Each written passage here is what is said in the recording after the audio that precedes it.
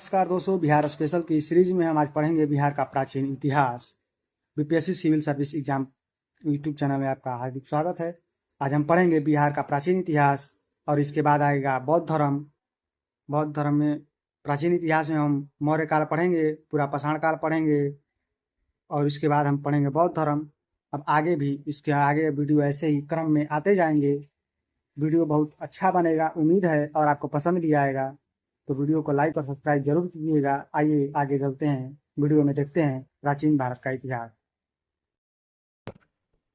नमस्कार दोस्तों, आज बिहार स्पेशल में बिहार का इतिहास, प्राचीन बिहार पढ़ेंगे। आइए शुरू करते हैं बिना देर किए। प्राचीन बिहार का इतिहास। प्राचीन बिहार को 5 भागों में बांटा गया है। पाषाण काल, वैदिक काल, महाजनपद काल, बौद्ध एवं जैन धर्म, मौर्य एवं गुप्त वंश। ठीक है, आगे पढ़ते हैं। प्राचीन बिहार के इतिहास के स्रोत क्या क्या हैं?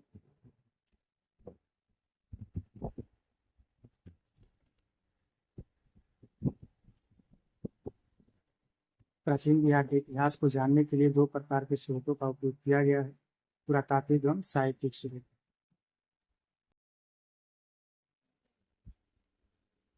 दो प्रकार के स्रोतों का उपयोग किया गया, पुरातात्विक एवं साहित्यिक स्रोत। पुरातात्विक स्रोत पूर्व ऐतिहासिक युग के लिए मुंगेर, चिरान, चेचक, मनेर एवं सोनपुर से ताम्र प्रस्तर वस्तुएं और विद्वान प्राप्त की गई। मौर्यकालीन अभिलेख लौरिया नंदनगढ़, लौरिया अरेराज, रामपुर। पुरातात्विक ऐतिहासिक युग के लिए मुंगेर, पूर्व ऐतिहासिक युग के लिए मुंगेर, चिरान, सारंग, चेचक, मनेर एवं सोनपुर से ताम्र प्रस्तुएं प्राप्त हुई है। मौर्यकालिक अभिलेख लौरिया नंदनगढ़, लौरिया अरेराज, रामपुर आदि स्थानों से प्राप्त हुए हैं। बराबर की गुफाएं राजगीर, नालंदा, पाटलिपुत्र, विक्रमशिला से स्मारक प्राप्त हुए हैं। खुदाई से प्राप्त सिक्के, मलके एवं मूर्तियां आदि पुरातात्विक स्रोत हैं। साहित्यिक स्रोत में रामायण, महाभारत, पुराण, बौद्धिक रचनाएं, अंगुत्तर निकाय, दीर्घ निकाय, विनय पिटक, जैन संरचनाएं आदि और भगवती सूत्र आदि शामिल हैं।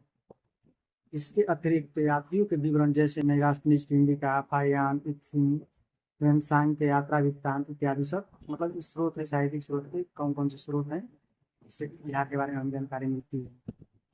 कौटिल्य के अर्थशास्त्र एवं स्थानीय लेखकों के विवरण से प्राचीन बिहार के इतिहास की विस्तृत जानकारी मिलती है।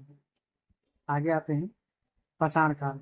प्रागैतिहासिक काल में मानव द्वारा पाषाण का प्रयोग शिकार के लिए किया जाता था। पाषाण के प्रयोग करने वाले काल को पाषाण काल के रूप में या प्रागैतिहासिक काल के रूप में जाना जाता है। पाषाण काल के पत्थरों के प्रयोग एवं मानव विकास के आधार पर 3 भागों में विभाजित किया गया, जिसको पाषाण काल के। कौन कौन से काल है? पूरा पाषाण काल, मध्य पाषाण काल और नव पाषाण काल। तो पूरा पाषाण काल में क्या होता है? इस काल में मानव आखेटक एवं खाद्य संग्रह, मतलब केवल मांस का शिकार करता था और खाद्य का संग्रह करता था। दक्षिण बिहार के मुंगेर और नालंदा में बड़े और खुरदुरे पत्थर के कुल्हाड़ी, चाकू इत्यादि प्राप्त हुए। कहाँ से? मुंगेर और नालंदा में, दक्षिण बिहार के। ये अवशेष लगभग 1 लाख ईसा पूर्व होते हैं। ठीक है, मध्य पाषाण काल में आते हैं। इस काल में मानव आखेट, खाद्य संग्रह एवं पशुपालक था। पूरा पाषाण काल में केवल आखेटक और खाद्य संग्रह था, खाद्य संग्राहक था, लेकिन मध्य पाषाण काल में पशुपालक भी बन गया खाद्य संग्रह के साथ साथ। दक्षिण बिहार था मानव द्वारा पहला पालतू पशु कुत्ता को बनाया, इसको कुत्ता को अक्सर पूछा जाता है। दक्षिण बिहार में मुंगेर से छोटे आकार के तेज धार वाले औजार प्राप्त हुए। कहाँ से? मुंगेर से। यह अवशेष लगभग 40,000 से 10,000 ईसा पूर्व के। पूरा पाषाण काल के कहाँ से थे? 1 लाख ईसा पूर्व के। इसका 40,000 से 10,000 ईसा पूर्व के। ध्यान रखिए, कंपेरिजन करके पढ़ते रहिए हमेशा। नव पाषाण काल, इस काल में मानव खाद्य उत्पादक हो गया था। पूरा पाषाण काल में आखेटक एवं खाद्य संग्राहक था। मध्य पाषाण काल में आखेटक, खाद्य संग्राहक एवं पशुपालक हो गया और नव पाषाण काल में खाद्य उत्पादक भी हो गया। ठीक है, हो गया था। मानव बस्तियों में निवास करने लगा था। ठीक है, नव पाषाण काल में। नव पाषाण काल के अवशेष बिहार के मैदानी भागों से ही प्राप्त हुए हैं। चिरान, चेचर, मनेर, सनुआर, रोहतास में पड़ता है, पत्थर की और हड्डियों की औजार प्राप्त हुए हैं। कैमूर की पहाड़ियों और नवादा जंगल गुफा से भी प्राप्त हुए हैं। यह अवशेष लगभग 2500 ईसा पूर्व के हैं। 2500 ईसा पूर्व के लगभग नव पाषाण काल हो गया।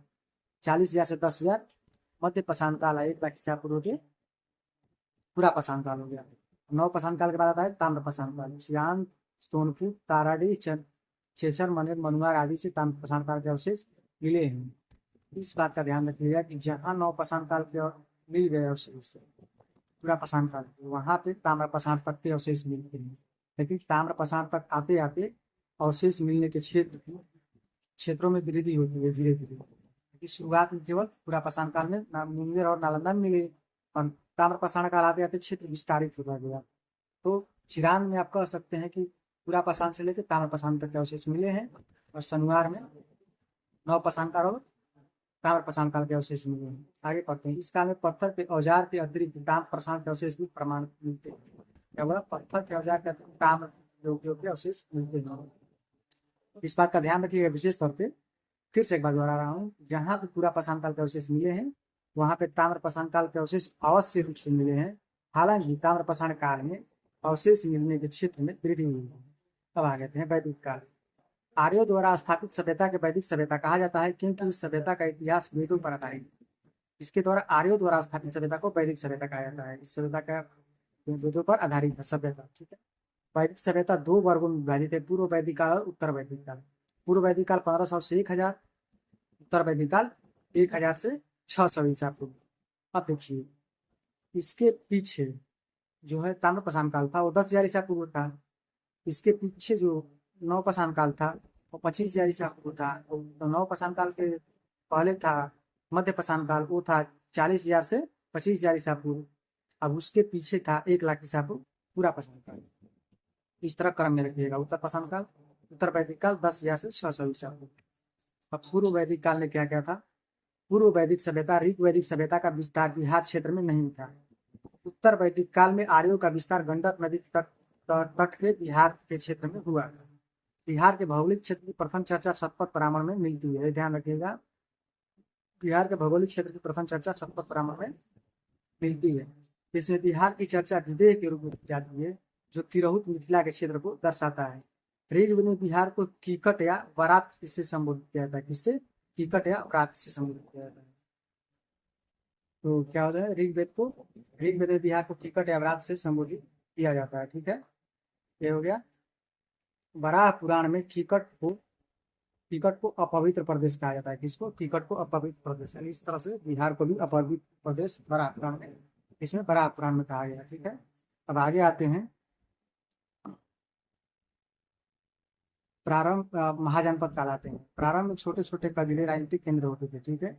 कबीलों के आकार में वृद्धि के कारण राजनीतिक उत्थान हुआ, जिसके कबीले का विस्तार जन के रूप में, उसके बाद जनपद के रूप में हुआ, अंत में महाजनपदों के रूप में हुआ। पहले कैसे कैसे उत्थान हुआ?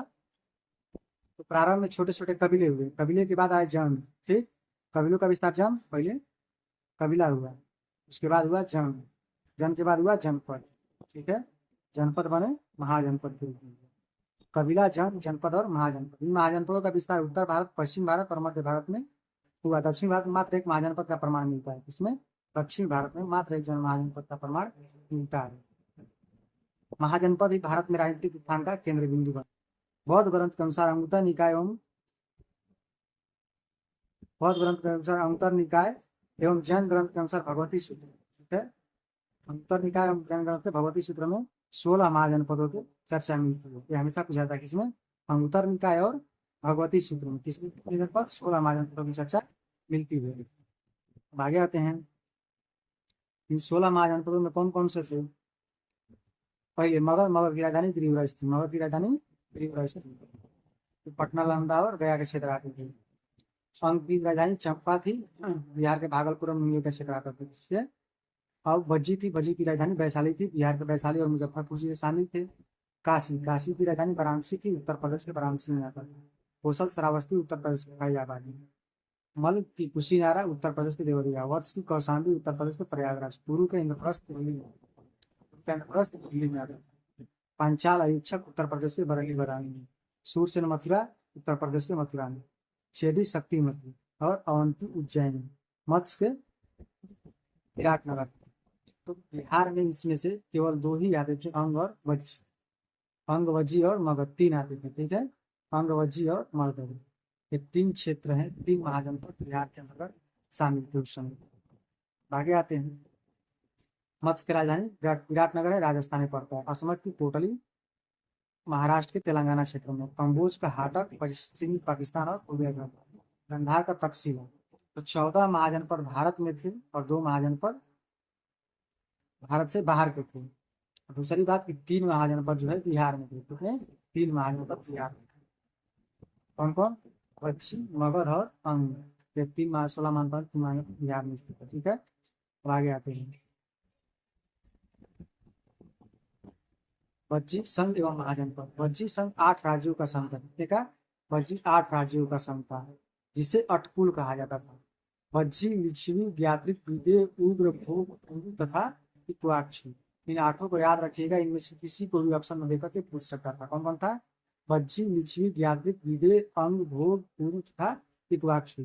इस संघ में 8 जनपद थे। ठीक है, वज्जी संघ में 7 सबसे प्रसिद्ध लिच्छवी जनपद है। कौन था? लिच्छवी जनपद था। इन जनपदों से मिलकर के महाजनपद बना था। कौन? वज्जी महाजनपद। अब आते हैं, लिच्छवी की राजधानी वैशाली थी। वैशाली नगर की स्थापना विशाल ने की। किसने? विशाल ने।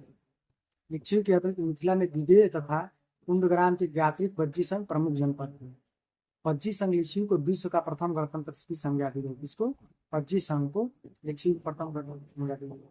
मगध महाजनपद। मगध राजनीतिक, आर्थिक और भौगोलिक कारणों से सभी महाजनपदों से सर्वाधिक प्रभावशाली था। ठीक है, आगे आते हैं। मगध की प्रारंभिक राजधानी गिरिब्रज यानी राजगीर थी, सबको पता है। 5 पहाड़ियों रत्नागिरी, सोनगिरी, विभवगिरी, उदयगिरी और विकलाचल। ठीक है, रत्नगिरी, सोनगिरी, विभागिरी, उदयगिरी और विकलाचल पहाड़ियों से घिरा हुआ था। कौन? मगध। मगध का विस्तार मुख्य पटना से गया तक के क्षेत्र में था। कहाँ से कहाँ? पटना से गया। मगध एवं अंग महाजनपद का वर्णन सर्वप्रथम अथर्ववेद में मिलता है। कहाँ पे? मगध एवं अंग जनपद का वर्णन सर्वप्रथम अथर्ववेद में मिलता है, जबकि 16 महाजनपदों का वर्णन पीछे आपको बताया था कहाँ मिलता है? अंगुत्तर निकाय और भगवती सूत्र। ठीक, अंगुत्तर निकाय और भगवती सूत्र। मगध एवं महाजनपद एवं का वर्णन मिलता है उनका अथर्ववेद में। अब आते हैं अंग महाजनपद। अंग महाजनपद का विस्तार भागलपुर और मुंगेर के क्षेत्र। कहाँ पे? भागलपुर और मुंगेर के क्षेत्र। अंग महाजनपद की राजधानी चंपा थी। अंग के अंतिम शासक प्रदत्त को हराकर मगध का शासक बिंबिसार ने अंग में मिला दिया था। किसने मिलाया था? बिंबिसार ने मिलाया था अंग को मगध में। ठीक है, आगे आगे आगे कि मगध की स्थापना वीररथ ने की। मगध का उत्तर देते हैं उसके राजवंश थे। मगध का उत्कर्ष एवं उसके राजवंश। मगध की स्थापना वीररथ ने की थी। वीररथ का पुत्र जरासंध इस वंश का सबसे प्रसिद्ध शासक था। जरासंध को भीम का द्वंद्व युद्ध में पराजित कर उसका वध किया था। इसका वर्णन महाभारत में मिलता है। किसको? जरासंध को। वीररथ वंश के अंतिम शासक ऋभुंजय था। कौन था? ऋभुंजय। मगध के उत्कर्ष के कारण मगध की प्रारंभिक राजधानी राजगीर 5 पहाड़ियों से घिरा हुआ था, सुरक्षित था। मगध नदियों से घिरा प्रदेश था, जहाँ जर्जर जलोढ़ मृदा उपलब्ध थी, जो कृषि की दृष्टि के अनुकूल थी। मगध में नदियों के जाल के कारण सिंचाई एवं यातायात की सुविधा उपलब्ध थी। मगध के अंतर्गत छोटा नागपुर क्षेत्र खनिज संसाधन, वन, लकड़ी का एवं ताकतवर हाथियों का परिपूर्ण। ठीक है, मगध में एक व्यवस्थाएं थी जिसके कारण उसकी सुरक्षा सुनिश्चित थी और उसका उत्कर्ष हुआ। मगध में आया हर्यक वंश। कौन सा वंश? हर्यक वंश। 544 से 412। उसका शासक था बिंबिसार। 544 से 492। इस वंश का संस्थापक बिंबिसार था। 544 में की थी। बिंबिसार मगध का वास्तविक संस्थापक कहा जाता है। किसको? बिंबिसार को वास्तविक संस्थापक कहा जाता है। किसको? मगध का। बिंबिसार के विवाह की नीति द्वारा साम्राज्य विस्तार का प्रशय या विवाह करके बनाता था। उसकी पहली पत्नी कौशल देवी कौशल राजकुमारी थी। पत्नी कौशल देवी कौशल राजकुमारी थी। कौन? कौशल देवी। इसका विवाह उसके दहेज पहाड़ काशी में लिया। कौशल देवी काशी लेकर आई थी।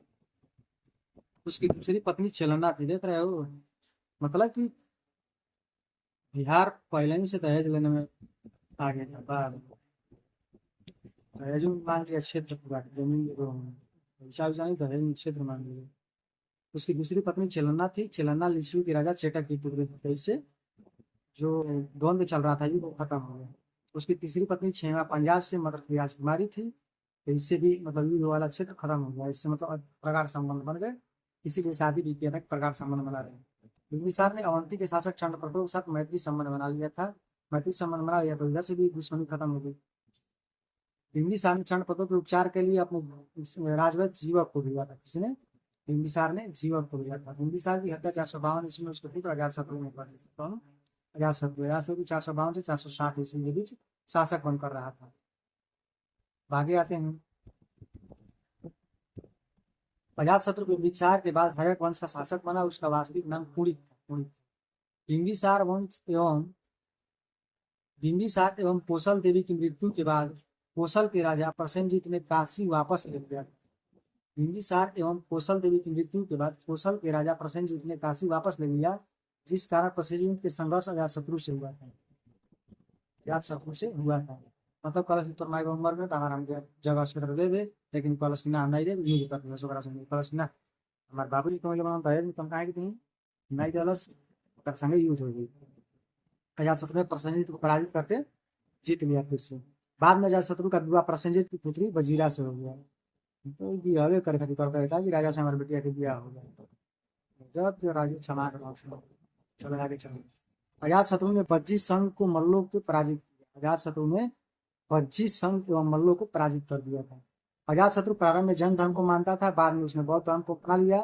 अजातशत्रु ने 483 में राजगिरी में सतकर्णी विभाग प्रथम बौद्ध का आयोजन कराया था।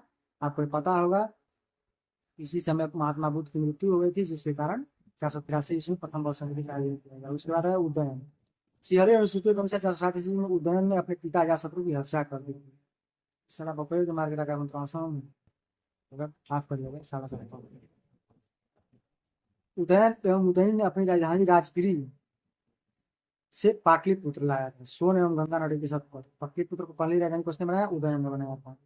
उदयन के 3 पुत्र अनिरुद्ध, मुंडक एवं नागदक्षक थे। नागदक्षक इस वंश का अंतिम शासक बने। ठीक है, हर्यक वंश को पितृहंता वंश कहा जाता है। पितृहंता वंश कहा लग रहा है आइए भी नहीं बतिया क्या झूठ हुई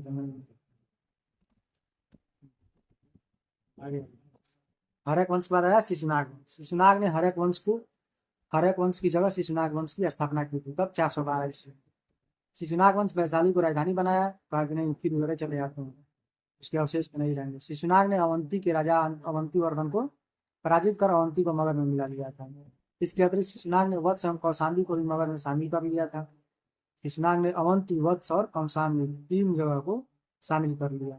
394 ईसा पूर्व में शिशुनाग की मृत्यु के बाद कालाशोक मगध का शासक बना। पुराणों में उसे काकवर्ण कहा जाता है। कालाशोक के समय मगध की राजधानी पुनः पाटलिपुत्र हो गई। तब बीच में शिशुनाग ले गया, कालाशोक फिर वापस ले आया, कहा नहीं चलिए मामा वहीं चलते हैं, भागे आइए। कालाशोक ने 383 ईसा पूर्व में वैशाली में द्वितीय बौद्ध संगीति का आयोजन किया। वैशाली से राजधानी उठा के लाया पाटलिपुत्र, फिर वैशाली में द्वितीय बौद्ध संगीत का आयोजन किया। कालाशोक की मृत्यु के बाद उसके 10 पुत्रों ने शासन चलाया। शिशुनाग वंश का अंतिम शासक नंदीवर्धन 383 ईस्वी से 344 ईस्वी तक चलाया। 10 लोगों ने राजा बने। कितने वर्ष में? दुनिया के 40 वर्ष में 10 राजा बने। ठीक है, 4 साल के शासन चलो तो बढ़िया बा। अमेरिका के राष्ट्रपति नंद वंश। महापदम नंद ने 344 ईस्वी में शिशुनाग वंश की समाप्त करके नंद वंश की स्थापना कर दी थी। महापदम नंद को एकारक अथवा एक छत्र की उपाधि धारण की थी। एकारक और एक छत्र की उपाधि। पाली ग्रंथों के महापदम नंद उग्रसेन कहा जाता था। पाली ग्रंथों में महापदम नंद को उग्रसेन कहा जाता था। पुराणों में उसे पुराण का दूसरा अवतार माना जाता है। किसका? परशुराम का दूसरा अवतार पुराणों में। ठीक है, महापदम नंद ने पंचाल, इक्वाक्षु, काशी, अस्मत, कलिंग, मैथिली आदि को राज्य में पराजित कर मगध साम्राज्य का विस्तार किया। अब तक 321 ईसा पूर्व तक मगध का सर्वाधिक विस्तार महापदम नंद के समय हुआ था। कलिंग विजय करने वाला प्रथम सम्राट महापदम नंद था। कौन था? महापदम नंद कलिंग विजय करने वाला सम्राट था। ठीक है, आगे आते हैं। व्याकरण के महान विद्वान पाणिनि महापदम नंद के समकालीन थे। कौन था? पाणिनि महापदम नंद के समकालीन थे। याद रखिए, पाणिनि पदम नंद, पाणिनि पदम नंद, इसे याद रखिएगा। ठीक है, अच्छा से सिखाता हूँ, सीखते हो तुम आप लोग। इस वंश का अंतिम शासक घनानंद था। कौन था? घनानंद था। घनानंद के समय यूनानी शासक सिकंदर भारत पर आक्रमण करने की किया था। कौन? सिकंदर। नंद नंद नंद नंद नंद नंद सिकंदर नंद। ठीक है, नंद लगेगा। घनानंद पूरा आक्रमण करने पहुंचा था सिकंदर नंद। नंद वंश का आर्थिक एवं सैन्य रूप से काफी संपन्न था। मानव की सैन्य शक्ति के डर से ही सिकंदर की सेना ब्यास नदी को पार करने से इनकार कर दिया था। घनानंद ने अपने दरबार में विद्वान ब्राह्मण चाणक्य का अपमान किया था। चाणक्य ने चंद्रगुप्त मौर्य की सहायता से घनानंद की हत्या करवा दी। नंद वंश के पतन के बाद चंद्रगुप्त मौर्य के नेतृत्व में मौर्य वंश की स्थापना हुई। अब आते हैं मौर्य वंश पर। घनानंद तो हत्या करवा दी, कौन? चंद्रगुप्त मौर्य से। किसने? चाणक्य ने हत्या करवा दी चंद्रगुप्त मौर्य से। कहा मारो इसको, भागे यहाँ से, हमारा अपमान किया है, चोटी खोलवा दिया है। इसी कारण मैं बोल के गया हूँ, जब तक चोटी नहीं बांधूंगा तो तुम्हारा राज्य समाप्त न कर दूंगा। अब आते हैं चंद्रगुप्त मौर्य 321 से 298, मतलब 23 वर्ष समय लगा है, कैसे नहीं दिए नहीं। जस्टिन एवं स्ट्रोबो के अनुसार चंद्रगुप्त मौर्य सेंड्रोकोटस कहा जाता है, किसके अनुसार? स्ट्रोबो, जस्टिन एवं स्ट्रोबो के अनुसार चंद्रगुप्त मौर्य को सेंड्रोकोटस कहा, जिसकी पुष्टि विलियम जोन्स ने की है। प्लूटार्क एवं एरियन ने चंद्रगुप्त मौर्य को एंड्रोकोटस कहा। कौन? प्लूटार्क एवं एरियन ने। चंद्रगुप्त मौर्य के गुरु चाणक्य थे। चंद्रगुप्त मौर्य के गुरु कौन थे? चाणक्य थे, यानी कौटिल्य। उनका वास्तविक नाम विष्णुगुप्त था। किसका? चाणक्य का नाम विष्णुगुप्त। इन्हीं की सहायता चंद्रगुप्त ने 321 मौर्य वंश की स्थापना की। चंद्रगुप्त मौर्य ने 305 ईस्वी में सिकंदर के उत्तराधिकारी सेल्यूकस निकेटर के साथ युद्ध किया था। किसके साथ? सेल्यूकस निकेटर के साथ। किसका उत्तराधिकारी था? सिकंदर का। जो सिकंदर महापद्म के समय, धनानंद के समय आया था आक्रमण करने के लिए, अब उसका उत्तराधिकारी सेल्यूकस निकेटर आया था 305 ईस्वी में आक्रमण करने के लिए। उस समय चंद्रगुप्त मौर्य था, उसने हरा दिया। युद्ध के बाद संधि में चंद्रगुप्त मौर्य काबुल, कंधार, मकरान और हेरात क्षेत्र को प्राप्त किया। किसको? चंद्रगुप्त मौर्य को। बदले में चंद्रगुप्त ने सेल्यूकस को 500 हाथी उपहार में दिए। कौन दिए? सेल्यूकस को चंद्रगुप्त ने दिया था, लेगा भाई हाथी, तुम राज करो। और उसके बाद मैत्री संबंध हो गया। पश्चात चंद्रगुप्त मौर्य का बाद यूनानी राजकुमार हेलेना कार्नेलियस हुआ, देखा दिया ओ कार्नेलियस 500 हाथी तरह से दिया सेल्यूकस ने।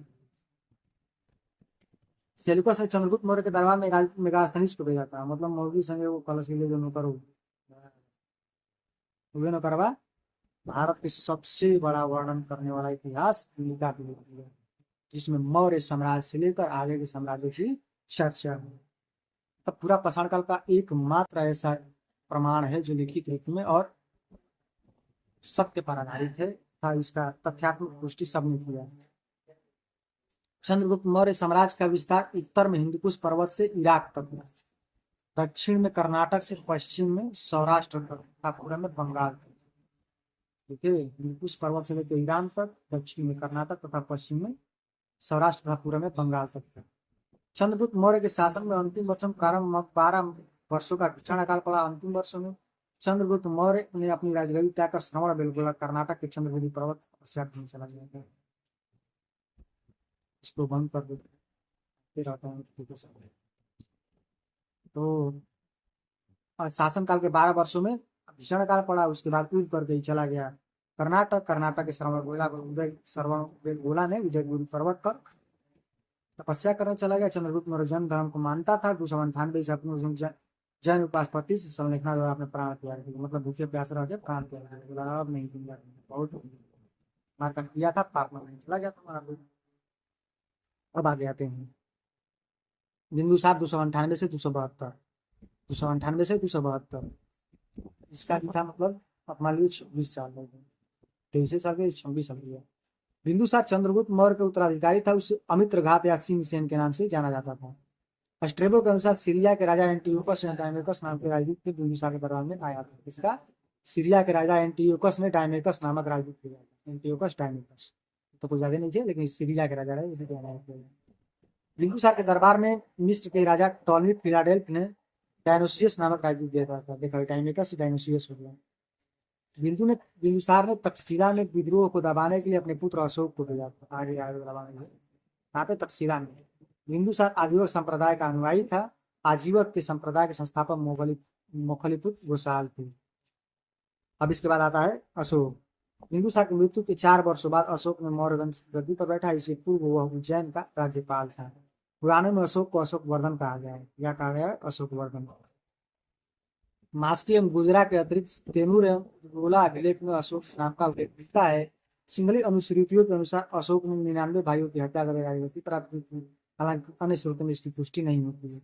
अशोक ने अपने शासन के 9वें वर्ष कलिंग युद्ध किया। और वर्ष 9वें वर्ष कलिंग युद्ध 261 ईसा पूर्व में कलिंग में मगध को सम्मिलित कर दिया। ठीक है, तो 13वें शिलालेख में कलिंग युद्ध की जानकारी मिलती है। 9वां वर्ष 13वां शिलालेख 261 ईसा पूर्व। कलिंग युग के बाद अशोक ने बौद्ध धर्म को अपनाया। उसके पूर्व वह शैव धर्म को मानता था। शैव और बौद्ध से उसका लगाव था। दिव्यावधान के अनुसार उपगुप्त ने अशोक को बौद्ध धर्म की शिक्षा दी। कौन? उपगुप्त ने। महत्वपूर्ण वर्ष क्या रहा? 9वें वर्ष में कलिंग युद्ध किया। 10वें वर्ष बोध गया चला गया। 12वें वर्ष नीलगिरी सागर की यात्रा की। 13वें वर्ष धर्म शिलालेख का अंकन किया। इसी में 13वें शिलालेख में उसका भी अंकन है कलिंग युद्ध का। ठीक है, कलिंग युद्ध। 14वें वर्ष धर्म महामात्रों की मृत्यु की। 20वें वर्ष में यात्रा की थी। जिसमें अशोक ने कर घटाकर 1/8 कर दिया था, कि 1/6 होता था अक्सर। अशोक ने बौद्ध धर्म के प्रचार के अपने पुत्र महेंद्र एवं पुत्री संमित्रा को श्रीलंका ले गए। यहाँ पे श्रीलंका ले गए, तो जाओ बेटा प्रचार करो बेटा, ठीक है।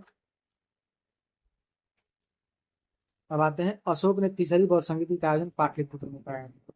इसके पहले अजातशत्रु, ठीक, अजातशत्रु के पहले कालासुर,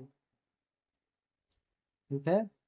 फिर राजगीर, ये वैशाली, ये पाटलिपुत्र में कराया।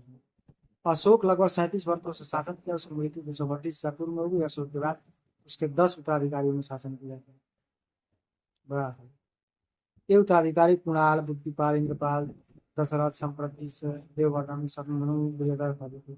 मौर्य वंश का अंतिम शासक बृहदारथ थे। मौर्य वंश का शासनकाल 137 वर्षों का पूछा जाता है, ना था 137 वर्षों का, ना 137 वर्षों।